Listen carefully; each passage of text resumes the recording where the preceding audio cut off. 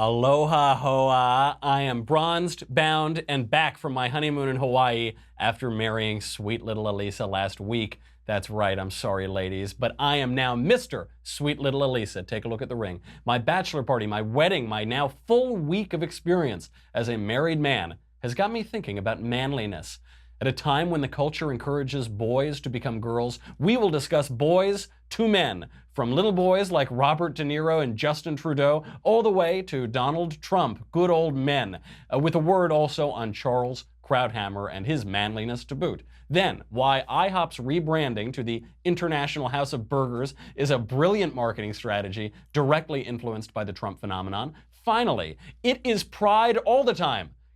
Let's all celebrate. Let's celebrate Pride all the time. During this all the time, it's the time to celebrate Pride. We will celebrate superbia with an historical retrospective on Pride from man's earliest days. I'm Michael Knowles, and this is The Michael Knowles Show.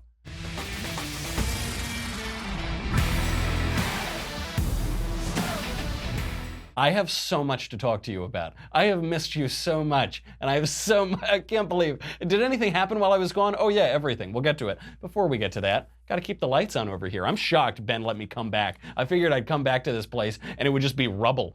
This entire broom closet that I broadcast from would be pure rubble, and they'd be putting up, I don't know, the Ben Shapiro 2 show or something, and they'd get me out of here. But thankfully, I'm still here, and one of the people we have to thank for that is Blue Apron. This is very fitting. Now that I'm a manly, married man, you know, I have a way to really eat the Blue Apron properly, which is having Mrs. Sweet Little Elisa cook it. And Blue Apron is really good. It is basically all I eat at home these days. Obviously, I was on my honeymoon. We were eating luau's or whatever every night. But Blue Apron, it is basically all I eat at home. It is so, so good.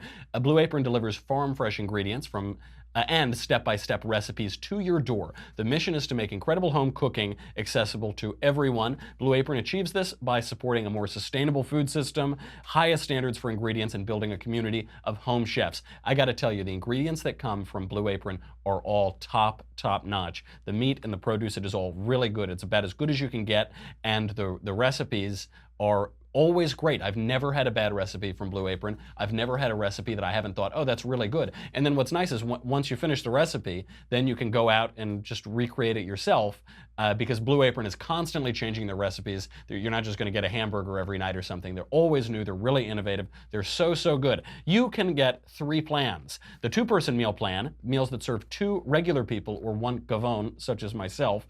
You can choose from 8 new recipes per week with the choice to receive either 2 or 3 recipes any week. Family meal plan that serves 4 people or 1 gavone, such as myself. You can choose 4 new recipes per week and choose to receive either 2, 3, or 4 recipes every week. And the wine plan, 6 bottles of wine from renowned winemakers. That can serve a family or 1 gavone, such as myself. All great stuff. Convenient, flexible, really high quality. Check out this week's menu and get your first 3 meals for free at blueapron.com/covfefe. C-O-V-F-E-F-E. I know it's my wedding, but I'm giving you a wedding gift. blueapron.com/covfefe. C-O-V-F-E-F-E. Get your first 3 meals free. They are extremely delicious. Blue Apron, a better way to cook. I've missed you guys. I've really missed you. I actually have, because I was sunning on beautiful Waikiki, and it was really nice. Made some friends there. Met a great Daily Wire listener there, a very cool guy. I won't say his name because he'll lose his job, but it's really good. And I'm floating around there in Waikiki, and I got to tell you something. I actually sort of missed work. Not immediately and not that much, you know, but after a while bobbing along on the ocean, it feels really nice, but you do miss purpose after a while. George Bernard Shaw said that hell is the place where you have nothing to do but amuse yourself.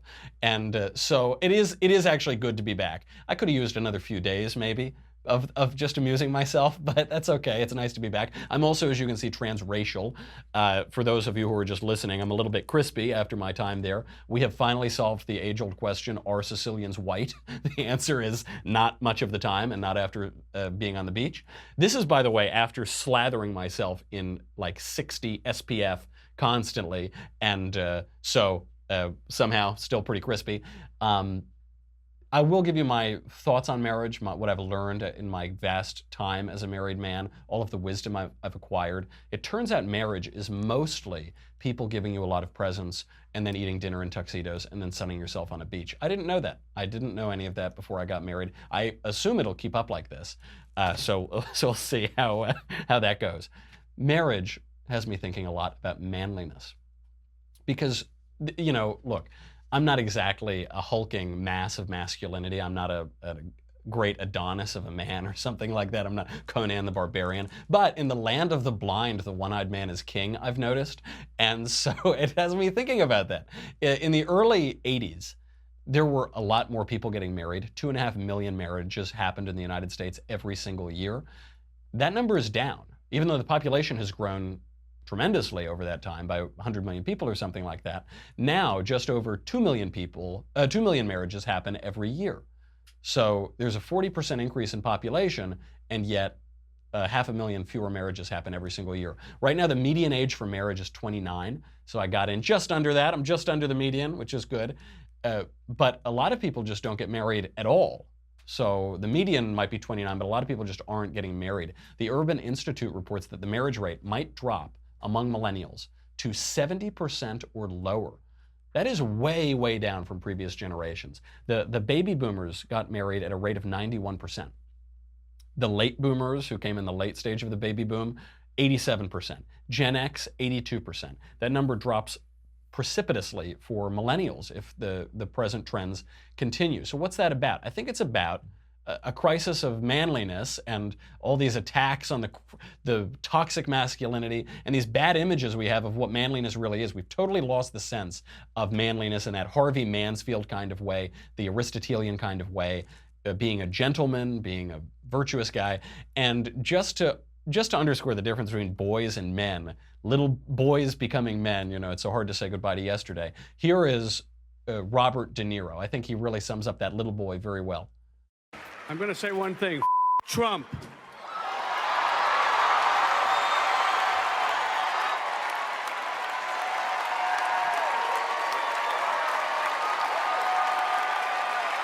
It's no longer down with Trump, it's Trump.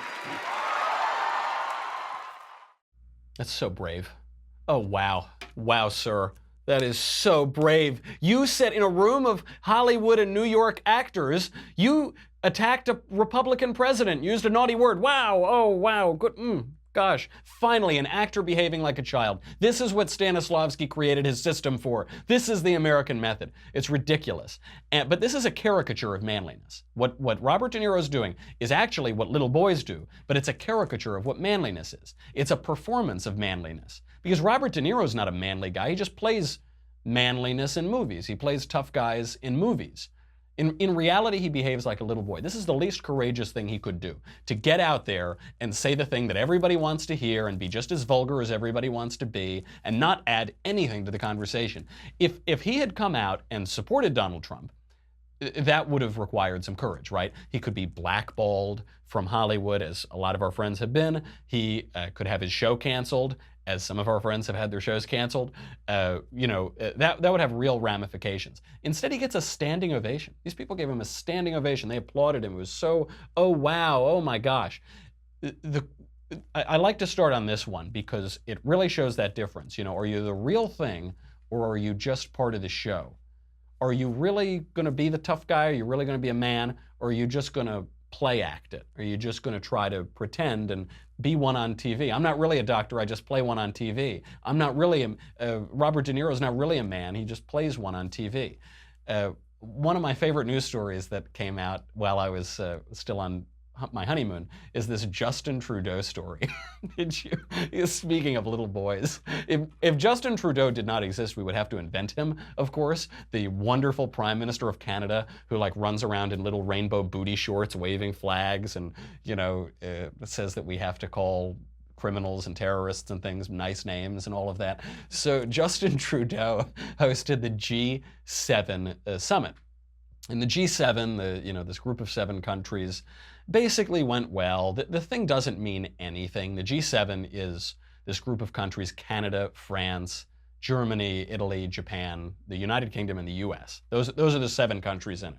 And we're all sort of allies, and it was founded in the 70s to work on these big economic initiatives, because in the 70s you had the collapse of the exchange rate, the energy crisis, a recession, stagflation, right? So there were all these economic issues, and so they decided to bring all the finance ministers together, and they would talk about it, and it's blown into this big Hollywood fest, basically. But now the heads of state go, and they have a lot of warm and fuzzy virtue signaling, and it has really veered far away from its original purpose, and it's mostly just a show for the cameras and to get nice photo ops. Here's some evidence of this. Justin Trudeau, the first female Prime Minister of Canada, I think, hosted I don't even know, I think they probably have had female prime ministers. Maybe I'll Google that. We'll have a producer Google that in the meantime. Justin Trudeau hosted a conference on feminism at the G7. I don't know what that conference on feminism is going to do for the global economy or whatever, but that's what it's just this virtue signaling, right? So he hosts this women's empowerment feminism conference, and right out of Hollywood scripting, right out of central casting, President Trump shows up late. Because of course he does. Because how can he show up on time? Okay, he walks in, oh yeah, sorry, I'm late. Sits next to Christine Lagarde and Angela Merkel. Christine Lagarde, the head of the International Monetary Fund, and Angela Merkel, the woman who's single-handedly destroyed Europe. And she's also the Chancellor of Germany. And so he's right there, and by the way, there was this picture that went around, and it's very funny because he comes in late, and Merkel's all angry, and Christine Lagarde is being pretty charming and talking to him. And I actually have personal experience of this because I've mentioned before that I was a sommelier at George Soros's wedding. This is a bizarre experience in my life. As an actor, I was cast to be a sommelier at George Soros's wedding. I only found out it was Soros's wedding after the fact, after I was cast in it. And so I ended up pouring wine for Christine Lagarde. And she was extremely charming and lovely, and she's just a wonderful politician and really good. So she sits down and she's charming with Trump, and they seem to be getting along. And then you just see Angela Merkel in the corner, like scowling at him and all angry. Anyway, these little bumps aside, the G7 went pretty well. It's a silly thing. It's not really that important. All in all, it went well. And so at the end, they all agreed that they would sign on to this joint statement, this communique on how great everything was. And it was boilerplate. It was this sort of leftist, whatever. But they said they'd all sign on. And then everything fell apart. Why? Why did everything fall apart? For comment, we turn to Mrs. Broflovsky.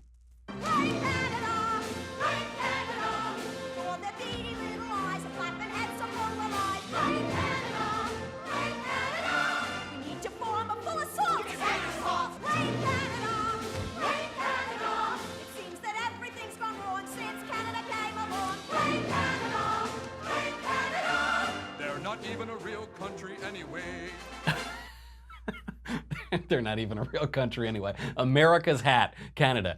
We will explain how Justin Trudeau blew this thing up. Hint, spoiler alert, it's because he's not a man. We'll get back into that. Before we do, we get to talk about Ring. A Ring is so good. Speaking of manliness, it's a manly thing to keep your house and your family and your wife and your kids safe and your property safe. Ring's mission is to make neighborhoods safer. Today, over 1 million people use the amazing Ring video doorbell to protect their homes. And it's really good. You see, all your cool friends will have this. That's how you know which of your friends are cool guys. I noticed this myself. All my really up-to-date friends had this Ring doorbell, and then you click it and a camera comes on. You can talk to whoever's at the door from wherever. You could be at work or in the home or on a beach in Waikiki, and you can talk to them. If it's a bad guy, you can scare them away. It records everything. It uploads it to the cloud. So even if they steal your Ring video doorbell, you still got them. You still have that video of them. You can share it to everyone in the neighborhood. In the old days, you used to have a neighborhood watch. That's very time consuming. Nobody's got time for that. This is the new way. It makes it much easier, and it's a really great price to get it. I love mine. Just like Ring's amazing doorbell, they also have the floodlight camera. So it's motion activated. You know this. When you're trying to break into someone's house and that floodlight comes on, Ring has one with a camera in it, and so the light comes on, it instantly starts recording. It's two-way audio, HD video, uploads to the cloud. Really excellent technology. See and speak to visitors, even set an alarm right from your phone. With Ring's floodlight camera, when things go bump in the night, you'll immediately know what it is. Whether you're home or away, the Ring floodlight cam lets you keep an eye on your home from anywhere. Ring offers the ultimate in-home security with high visibility floodlights, a powerful HD camera that puts security into your hands. This is the thing to get. It's really good. I've given it to my friends. I really love this technology. Right now, don't say I never did nothing for you. You can save up to $150 on a Ring Home Security Kit when you go to ring.com/Knowles, Knowles, just like Beyonce. Go to ring.com/Knowles, Knowles, just like Beyonce. That is ring.com/Knowles, Knowles, like Beyonce. So Justin Trudeau blew up this G7 summit, and he blew it up because he's not a man. That's why. That manliness is actually the issue here. It wasn't really the tariffs. It wasn't really sniping over trade. It's because Justin Trudeau is a little boy, because he's a little girly man. Everything was fine. Everyone had agreed. Donald Trump has been trying to negotiate with tariffs that Canada is putting on the United States, and the United States could put on Canada for a long time now. Larry Kudlow, Trump economic advisor, negotiated with Trudeau personally. And then Justin Trudeau holds this press conference and makes this statement. I have made it very clear to the president that it is not something we relish doing, but it is something that we absolutely will do, because Canadians, we're polite, we're reasonable, but we also will not be pushed around. Okay, now I kind of get, if you see this, you'd say, oh, that's not so bad. He's saying Trump can't push him around, and oh, why is this so bad? Why is this so bad? Because it's this catty, bratty, mean girl, backstabbing deception. This is not the way allies behave. You know, people are saying about Donald Trump, they're saying, Trump is being mean to our allies. That's not how allies should behave. Justin Trudeau is not how allies should behave. They had come to an agreement. They were at the G7. They had negotiated about reducing certain tariffs that Canada's imposing on US goods, and in exchange for concessions from the United States on trade. And they agreed, and then they're going to go out and have this nice communique, and everything's all hunky-dory. And then he comes out and he says, but you're not going to push us around, Donald Trump. You're not going to push us around. I bet he didn't say that to Donald Trump's face. I bet he didn't say that to Larry Kudlow's face, did he? No, I bet to his face he said, oh, hey, how about we all go out and sign this communique, eh? I bet that's what he said to his face. And then he goes out because he's a little boy and stabs him in the back. It really, this is not, some conservatives right now are saying, oh, come on, we want free trade, nobody wants tariffs, it wasn't that bad, yada, yada, yada. Don't be so harsh on him. Because, of course, the Trump aides came out and they said, Peter Navarro, a Trump aide, said that there's a special place in hell reserved for Justin Trudeau for stabbing him in the back, you know, and Kudlow came out and attacked him. So they're saying, oh, it's not that bad, come on, stop it. No, that is bad. That is really bad. The United States should not be pushed around by Justin Trudeau. That is, and we're not going to tolerate that. That's absurd. Because, by the way, Donald Trump is in the right here, in the negotiation. Nobody wants a trade war. Nobody wants massive tariffs. The left and the Trump critics on the right are trying to pretend like Donald Trump and his supporters want massive tariffs on goods to hike everybody's taxes. Nobody wants that. Nobody wants that. But right now, as the president pointed out, as Larry Kudlow pointed out, Canada has dairy tariffs on United States dairy, upwards of 270%, possibly upwards of 295%. Those are huge tariffs. We can't tolerate that. And then the minute that we say that we're going to retaliate, they say you're starting a trade war. You started the trade war. Or maybe there isn't a trade war, and maybe we're just negotiating on trade, as nations tend to do.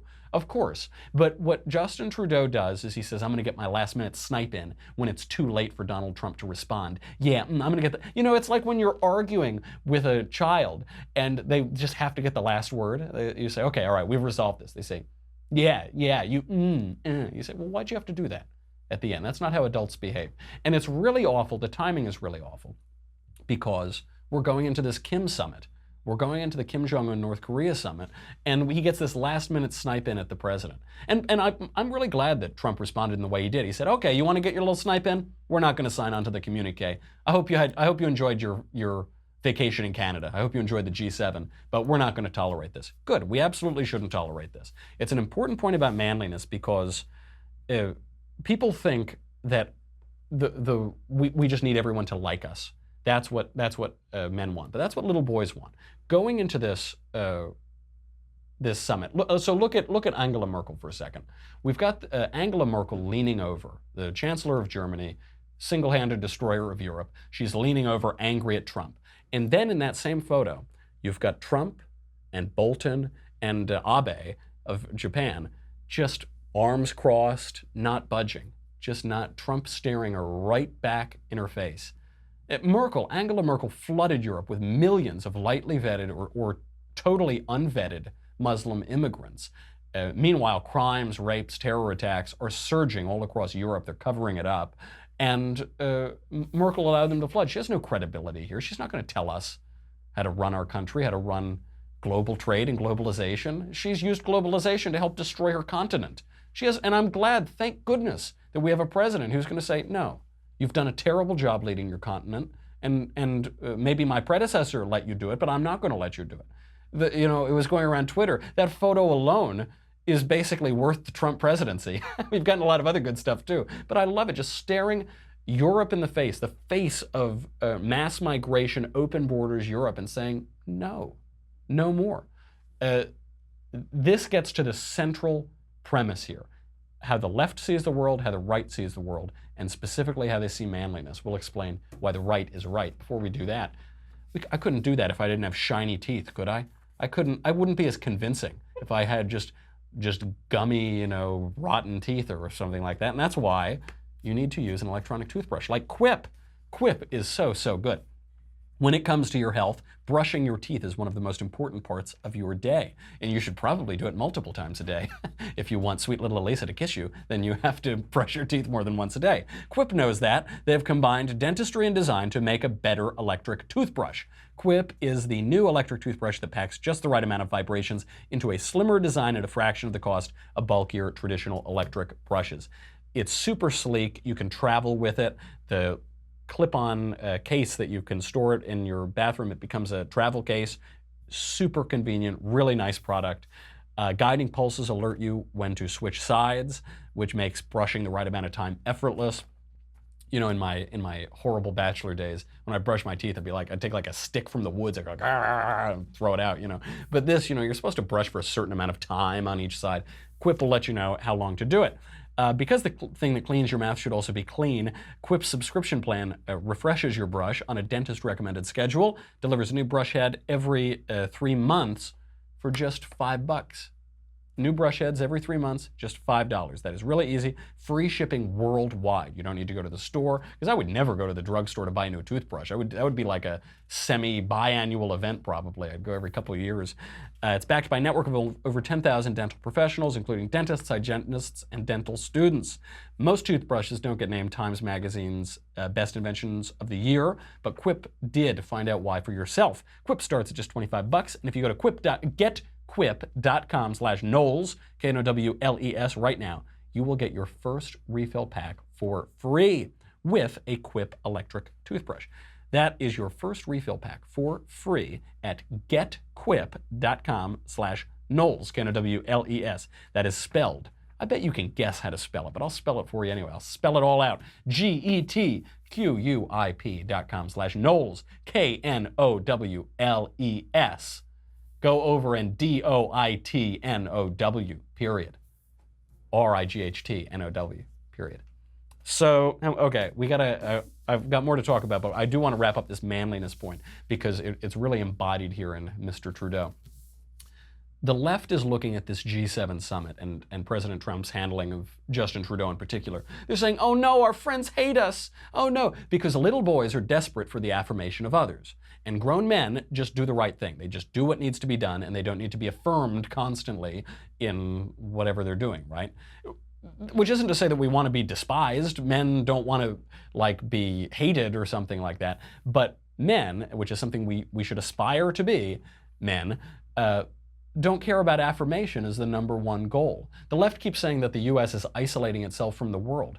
It's probably because they're watching CNN, so they only see that fantasy. That's absurd. Right now, around the world, ISIS has been defeated militarily. Israel is building train stations dedicated to the president in the United States.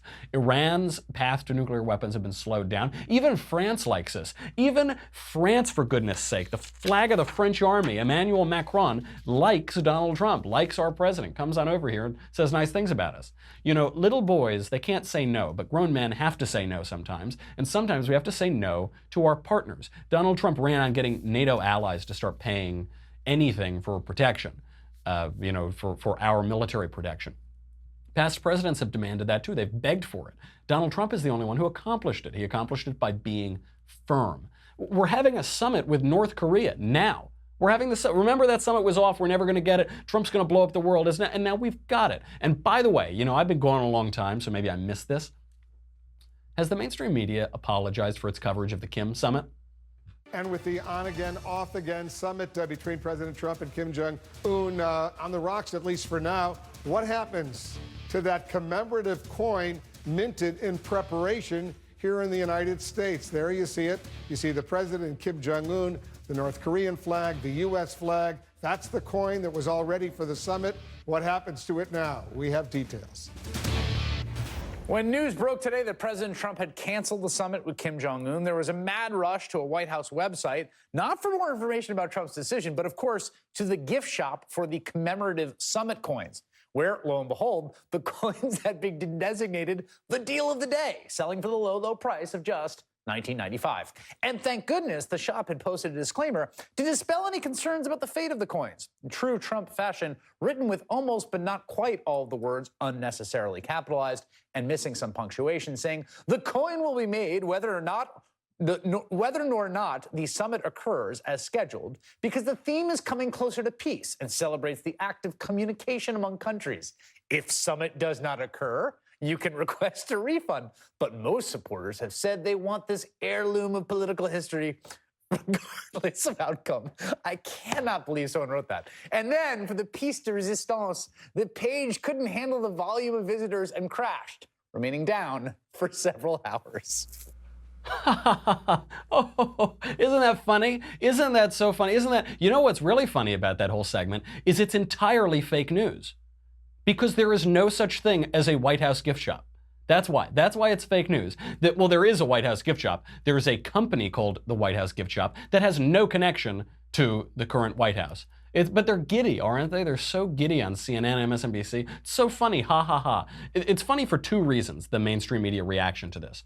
Because they say, the White House gift shop made this coin, and then the summit got canceled. So now the coin is pointless, ha ha ha. Isn't it so funny that we won't have a denuclearization summit now and hopefully bring more stability and peace to the world? Ha ha ha. That'll show Trump, ha ha ha. Right. So and now it's funny because it's happening, and they were totally wrong, and they were so excited that we might not denuclearize North Korea. They were praying that North Korea would still get to keep their nuclear weapons, and then the summit's back on. But two, the other reason why it's really funny is that the White House never issued a coin. It never issued a coin at all. This is like 100% manufactured fake news. There is a company called the White House Gift Shop, which is located in Lititz, Pennsylvania. It is a private for-profit company. It's owned by some guy named Anthony Giannini.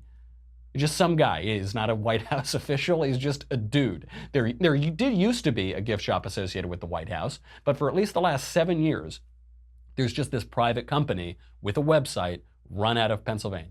Actual fake news. So little boys like Chris Hayes, little mean girls, so desperate to attack Donald Trump that they'd make up a story whole cloth. They celebrate canceling this denuclearization summit, even though it's still on.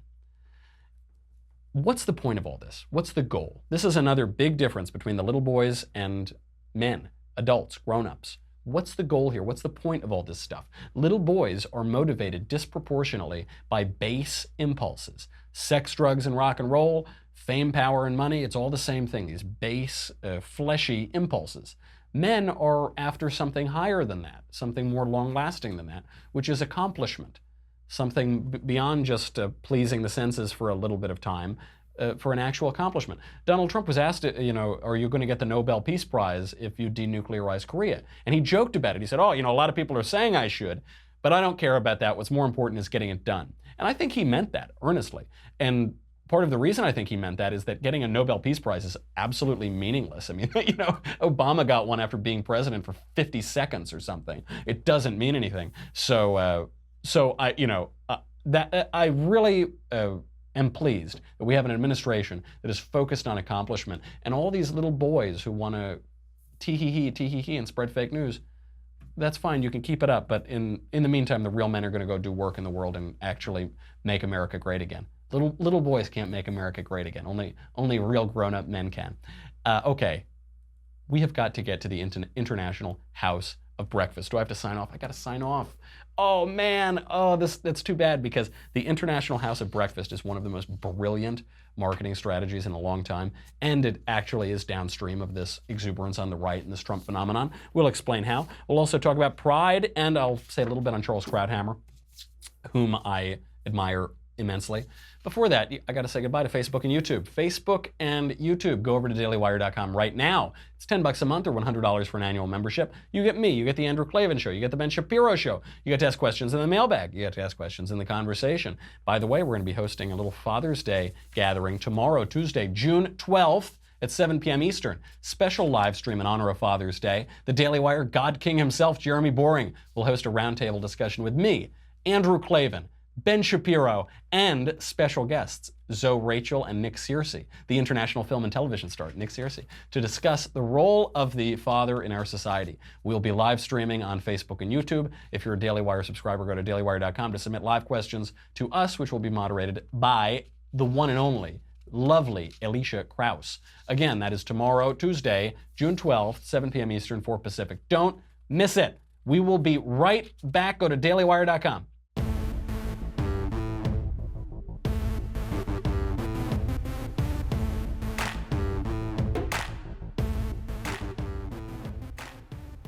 I was sipping a lot of drinks out of coconuts and pineapples last week, but this is the most delicious one of all.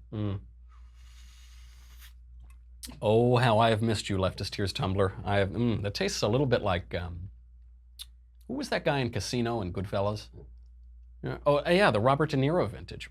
Delish. Okay, we only have a little bit of time left, so I want to get to International House of Pancakes becoming International House of Burgers. IHOP is IHOB. This is a marketing reaction to the Trump phenomenon, and it is really great. Even the reaction to it mirrors what's happening in politics. The consensus view of this IHOP thing is that it's crazy and terrible, and it's so stupid and awful. In reality, it's working quite well. Because the consensus view is almost always wrong. This is, this is how people make money in the stock market, right? The consensus view is almost always wrong, and people who see how it's wrong can succeed. So here's the consensus view. Whenever companies and people stop doing the thing that made them successful and they start pretending to be something else, that never works out well. You got New Coke and Crystal Pepsi, and do you remember Arby's tried to be a healthy sandwich place for like 5 seconds? That was just terrible, and then they went back to we have the meats, and now it's good again. Rubio pretended to be Donald Trump in 2016. He did that Rickles shtick, it didn't work. John Kerry pretended to be cool that time, and also we're hearing now that reports are coming out all the time that authenticity matters in marketing. And so what is IHOP doing? They're not a burger place. Have you ever eaten a burger at IHOP? No. So the consensus view is that this is a terrible idea. This is a great strategy. That view is totally wrong. You probably can't remember the last time you had a burger at IHOP. You also probably can't remember the last time you ate at IHOP, and you certainly can't remember the last time you talked at IHOP. Talked about IHOP, rather. You probably can't remember the last time you talked at it either, because it's like primo drunk end of night food. So things get a little blurry at that point. So here, it's a gimmick, right? IHOP serves breakfast and lunch. People only know of it as a pancake place, and they want to let people know that they also serve lunch. This is a fun, light, and apparently crazy marketing stunt. They're not actually going to remain IHOB. That's just a marketing thing. We have been talking about IHOP for days. It has been a top trend on Twitter for days at this point. This is a shrewd marketing advisor watching our culture. And it's a big shift in how marketing is happening. In the Obama days, marketing was all about virtue signaling, right? You remember famously Target changing its bathroom policies. That was really about marketing, saying we're a progressive company. We're progressive, we're really nice. Chipotle, the restaurant Chipotle, they'd always say, oh, we use organic, local, high quality rice or whatever, right? That was their marketing gimmick. It's all sustainable, good for the world, social entrepreneurship. Tom's Shoes, they make cheap shoes and they donate a pair of shoes to charity when you overpay for these shoes, and it's so tedious. It's so tedious, that virtue signaling. The Obama model of politics is so tedious. All that, to be a good person, you have to, right. And then the Trump model of politics is act wild, break things, and have fun. And that's what IHOP is doing. It's really smart. It's a lot of fun. I mean, that's a pretty wild thing to say. We're going to totally change our name and we're going to make it this whimsical, bizarre, apparently out of left field name. It's really big and it's really bold, but what could go wrong? We've been talking about them for days, and people are probably going to go to IHOP now, and they're probably going to order pancakes. They'll say, I want you to be the pancake house again, so I'm going to order pancakes to spite you. And they'll say, oh gosh, you're really showing us, counting the money, right, putting it in the cash register. Really good. Speaking of bad marketing, let's talk about Pride Month. To begin, is any month not Pride Month? Now, I think June is technically Pride Month, but there are also major Pride days and events in January, February, March, April, May, June, July, August, September, October, November, December. Every single month. There are major Pride events in the United States. This began in 1968 when a gay activist created the slogan, "Gay is good." And the idea here was it was mirroring Stokely Carmichael's "Black is beautiful." So the gay is good. And that strategy makes sense to me. Is the argument gay is good is much more compelling than pride is good, right? The argument gay is good basically says you have this moral structure from Judaism or Christianity or Islam or the sort of traditions of the West, and you have this moral structure that says that gay relationships broadly aren't good, gay sexual relationships, and we're saying that it is good, and here's why. And that, or you could follow, that's a fair argument. But the argument pride is good, I don't know that anyone actually makes that. They're just saying it, but no one really believes that. St. Thomas, following St. Gregory's lead, considered pride, pardon the pun, the queen of all sins. So pride is the excessive love of one's own excellence. It's the parent of all sins. Eve eats the apple to be as a god. Adam eats the apple too. Pride does not turn out very well. And how has pride turned out this Pride Month? Recently, a CrossFit employee, Russell Berger, was fired for criticizing celebrations of pride. Maybe he can get a job at IHOP. Huh? Weak. The CEO of CrossFit, Greg Glassman, he called Berger a zealot, and he said that he needs to take a big dose of shut the F up. That was what the CEO of CrossFit said about his fired employee, because his fired employee said, I don't support pride. I think pride is a sin. I'm a Christian, and I think that the pride agenda has become very intolerant of other people's views. And the CEO of that company said, what, you think it's intolerant? Well, now you're fired. That'll show you how tolerant we are. I said, okay. There's Jack Phillips, that Colorado baker who had his livelihood destroyed for not wanting to participate in something that he considers perversion of marriage and a sin. Barronelle Stutzman in Washington, a florist, same thing. Jack Dorsey, the head of Twitter. Jack, no conservative, by the way, pretty left-wing guy. He went to Chick-fil-A and he ate a chicken sandwich and he tweeted out a picture and he said this was a good chicken sandwich. People attacked him viciously. Soledad O'Brien said, oh, this is a pretty weird thing to tweet out on Pride Month. And Jack said, I'm sorry. I didn't mean to say I like the chicken sandwich. It wasn't that good. It was a little spicy. Right? It's just absurd. There's a great irony here because the gay pride movement began after gay people were having their bars raided and, were arrested for their sexual practices and all this, and they were this oppressed group, right? And now what's happened? It's totally flipped. The pride is the mainstream culture. Every company is doing pride events. If you don't toe the line, you're going to get fired. You're going to have your reputation ruined. And if people say, my religion tells me that I shouldn't celebrate pride, the original sin, you could have your livelihood ruined. That's the underdog. It's an amazing inversion. And pride is very insidious. People don't usually know when it's affecting them. So, these people who are pushing this agenda, the CEO of CrossFit who fires his employee, he probably thinks he's the good guy, but he isn't the good guy. And so I never understood why pride became the title for the gay rights movement. It's a stupid title. They had a much better idea of an argument 50 years ago. And as long as it's pride, it's hard to celebrate pride because pride is always terrible. The last, before we go, I know we're running a little on the later side, but I've got to talk about Charles Krauthammer. You saw that, this actually really bummed me out on my honeymoon. I was trying to avoid the news, and this was such breaking news. Charles Krauthammer wrote an incredible, beautiful note in which he said, "My doctors have told me I have weeks to live. My fight is over. I've lived the life I intended to live, and I leave this life with no regrets. Thank you to everyone who's given my life's work significance, and see you next time." And it was really moving. He obviously wrote it much better than I just paraphrased it because he's a brilliant writer and thinker. And it really bummed me out because I love Charles Krauthammer. And Charles Krauthammer is not a conservative in a really ideological sense. He was a speechwriter for Walter Mondale. He's an incredibly important writer, conservative intellectual, but I don't think he toes the party line in many ways. He was an incredible thinker. He was such an important voice. I would always read his columns, and all of the memorials are coming out for Krauthammer now. He lived a really good life. He did what he wanted to do. The thing I want to point out is one of his columns that really spoke to me and told me what to think, and it really made me understand what a sophisticated thinker he is. And it was when they were going to build that mosque at Ground Zero. This was happening, I think, around 2010. There was this movement to build an Islamic center, is what it was called by the supporters of it, and a mosque is what it was called in reality, at Ground Zero in the financial district of New York.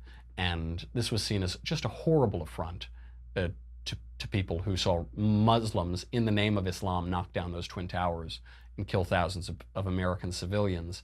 And there you had people like Mike Bloomberg coming out, who was sort of a Republican, sort of a Democrat, and he said they should build the mosque, free speech, freedom of religion, they should build a mosque right on the grave sites, basically. They should build it wherever they want.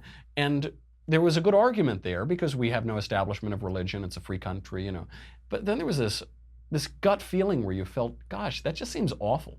They shouldn't do it. And Charles Krauthammer was the guy who made me understand why it was not a good idea to build that mosque there. He made me understand how to articulate that. He wrote in his column on that center, quote, "America's a free country where you can build whatever you want, but not anywhere. That's why we have zoning laws, no liquor store near a school, no strip malls where they offend local sensibilities, and if your house doesn't meet community architectural codes, you cannot build at all.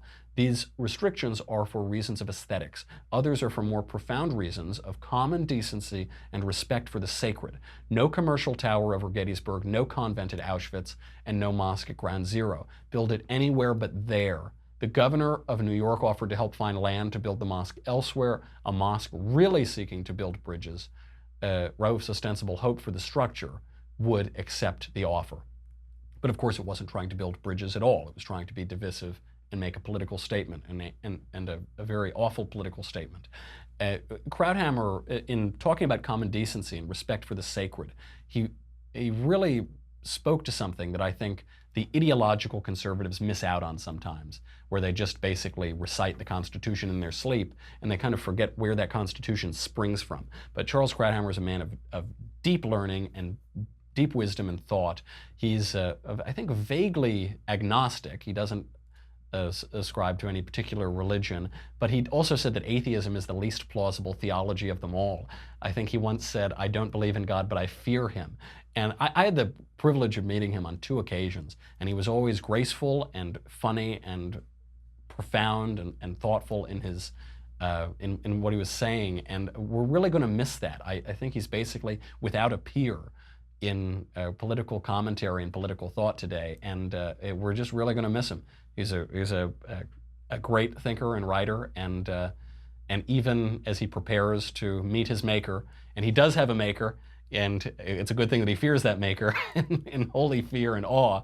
But even as he prepares to do that, he does it in such a manly way to talk about our main theme from today's show. He looks fate right in the eye and he says, "I'm ready for this life to come to an end. I didn't create this life for myself. I've formed it how I want it to be formed and to develop. And if this is what's coming now, I have no regrets." It's a really beautiful thing, and we're going to miss Charles Krauthammer. So read him while he's still here and send out all your nice tweets to him, because he's a really great thinker. Okay. On that note, Drew was talking about this on his show too a little bit. I don't care that much when celebrities die. It's not, I'm a part of humanity and all deaths, diminish me and all that. But Krauthammer in particular, he's really going to be missed. Okay, that's our show. I'm Michael Knowles. This is The Michael Knowles Show. We have some amazing guests coming up this week. Be sure to tune in. I'll see you tomorrow.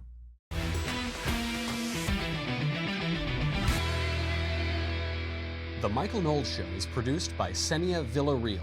Executive producer Jeremy Boring. Senior producer Jonathan Hay. Our supervising producer Mathis Glover. And our technical producer is Austin Stevens. Edited by Jim Nickel. Audio is mixed by Mike Coromina. Hair and makeup is by Jesua Olvera. The Michael Knowles Show is a Daily Wire Forward Publishing production. Copyright Forward Publishing 2018.